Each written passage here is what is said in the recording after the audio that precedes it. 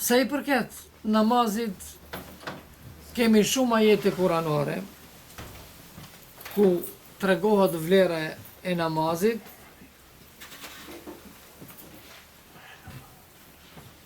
Por unë do të përmendi këtu një hadith të pejgamberit sallallahu alaihi wasallam, të cilin e transmeton Buhariu edhe Muslimi. Pejgamberi sallallahu alaihi wasallam për vlerën e xhamisë. Pejgamberi sallallahu alaihi wasallam thot: "Men ghada ila al-masjidi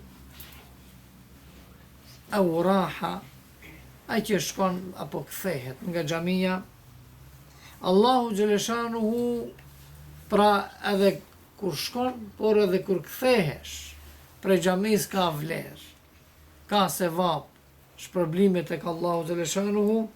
Allahu xhaleshanuhu thot atij personit I përgatit një vend në xhennet.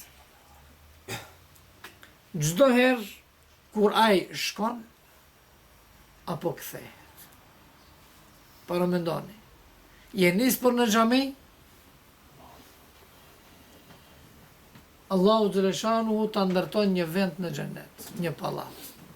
Kthehesh për xhamie, kthehesh për xhamie, përsëri e ke të ndërtuar një pallat në xhennet. Por çfarë arsye Allahu xhaleshanuhu ta ndërton ka një pallat, për shembull, edhe kur shkon, edhe kur kthehesh? Për hir të kujt? Për hir të namazit. Për hir të namazit, pse e fal namazin.